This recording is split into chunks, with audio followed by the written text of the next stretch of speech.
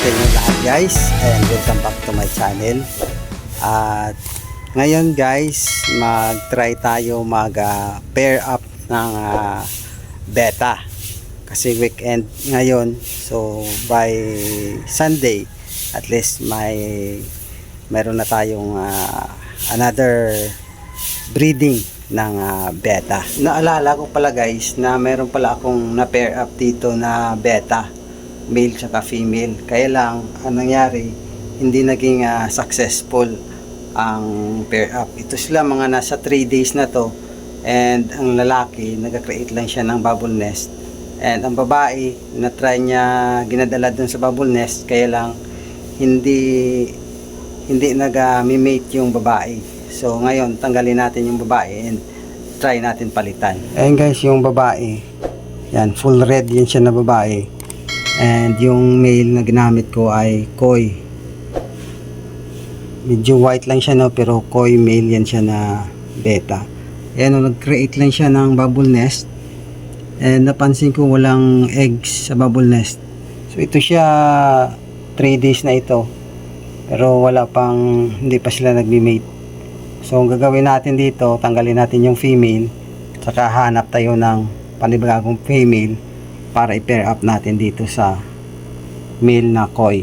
So tanggalin muna natin yung female dito na beta. So ayan siya, full red yan siya guys na female na beta. So ready to breed na rin yan, pero nagtaka ako bakit ayaw niya mag-mate doon sa lalaki. Ang laki na rin ang tiyan niya. So ngayon palitan natin yan siya, hanap tayo ng panibago. So pag ganito ang mangyari, nag-pair up ka and then matagal na, sometimes mga 3 to 5 days na di pa sila nagme-mate. So ang kailangan na lang ay tanggalin natin yung female tsaka palitan natin. So ang beta kasi no, pagka introduce mo yung female ngayon, the following day no, mag-start na yan sila mag-mate kung ready na talaga yung female. So dito napansin ko mga almost 3 days na wala pa sila nag-mate. So kailangan palitan natin yung female.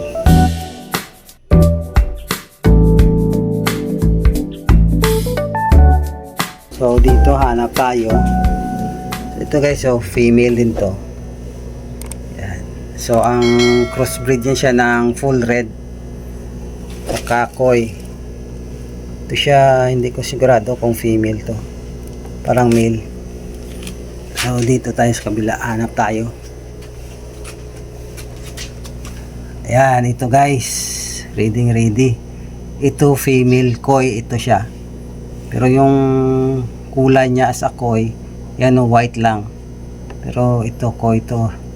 And sa tingin ko, ayan o, medyo kaputi na yung tiyan niya. And ready na to kasi na condition ko na to eh.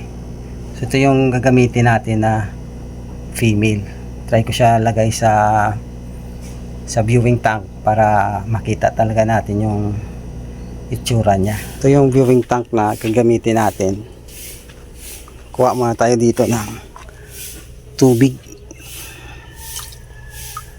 So yan clear water. Ayan, may mga gapi na nasama. So tanggalin muna natin itong mga gapi. Lagay natin dito yung beta dito natin para makita talaga natin ang itsura ng female. So tanggalin ko lang muna itong mga gapi. Yan. Balik natin. Kunin na natin yung female, lagay natin sa viewing tank para makita natin. So ito siya, condition ko na yan siya guys. Ito yung mga conditioning tank ko. Yan. So ito siya, pag inbreed natin to, maglaki pa to.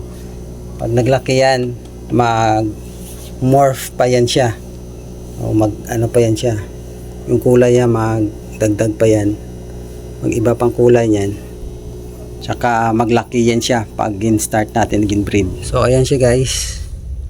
yung female na beta. Ayan o, laki na rin ng tiyan.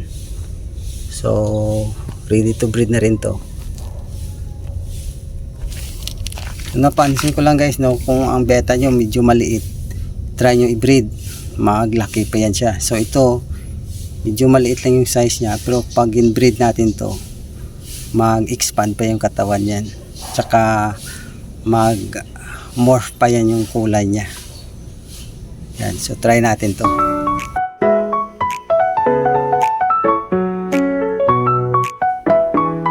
Ito guys, hindi ko na nilagyan ng ng vent, or hindi ko na siya ilalagay dito para masana ito ang female sa male, no. Diretso ko na siya lagay based sa experience ko, kasi pag malaki ang lagayan, katulad nito malaki, kahit hindi na natin lagyan ng vent, no, pwede na natin i-release kaagad yung female. At least yung female, kasi malapad yung breeding tank natin, mas maraming space yan na tatakbuhan. Kung habulin siya ng male, mayroon siyang malapad na space. Ayun, medyo inahabol na yung male. Kapag nag-introduce ako guys ng female sa male, yung medyo hapon, probably mga 4:30, 5, o kung saan yung araw, mga mga 1 hour na lang yung araw, tapos didilim na, no? At least mayroon silang 1 hour na mating. Kasi pag dilim na yan, hindi na nila makita. Pagka bukas yan, at least na sila, no? Maghabulan sila dyan. Pag the next day, mag-start na yan sila mag-lay ng eggs. Mayroon din akong na-experience na ngayon kung hapon ko, no, gin-introduce, pagkabukas ng tanghali, nag-start na sila mag-lay ng eggs. So depende, no, sa female. Kung ang female ready na, pagkabukas mag-start na siya mag-mate sa male. So ganito guys yung mating process nila. Ayan, oh. Medyo hinahabol siya ng female. Ayan, hinahabol ang male ng female. Mas maganda yan. So ito din ang kagandahan ng malapad ang breeding tank mo, kasi malapad yung tatakbo-takbuhan nila. And then mayroong ito, kapata leaf, Indian almond leaf, kung saan pwede magtago yung female kung sakali habulin siya ng male or saktan siya ng male. Dito yun siya tatago until na maging ready na yung female. So hayaan lang natin sila. Yan, at least nagkaroon sila ng interaction. Hayaan nyo lang, no, kung minsan medyo magsakitan yan sila. Ganyan talaga yung mating process ng beta. Dito sa kabila guys, itong male na to ready na rin, no. Ayan, no, nag-create na rin siya ng bubble nest. Dito yung natin breeding. Tapos dito nag-create na rin siya ng bubble nest. So hopefully guys, successful itong breeding natin. And gagayahin din natin yung ginamit ko dito, no. Yung procedure ko dito, gagayahin din natin. And try natin tingnan kung same result pa rin tayo. So ito guys, so ayan, oh, daming mga beta fry. Ayan, dami. Ayan, yung pinakain ko yan sa kanila, green water algae. So natin dito yung process, ulitin natin. Then kapag okay na dito, try natin din to i-breed tong male na to. Yan, oh, ready na. Nag-create na siya ng bubble nest. So ayan guys, hopefully nagustuhan nyo ang video na ito, and sana naka-share ako sa inyo ng mga vital information about sa breeding ng beta. At kung bago pa lang guys sa channel ko, don't forget to click the subscribe button and the bell button para ma-notify ka sa pinakabagong videos ko. And marami pa tayong i-breed na mga beta.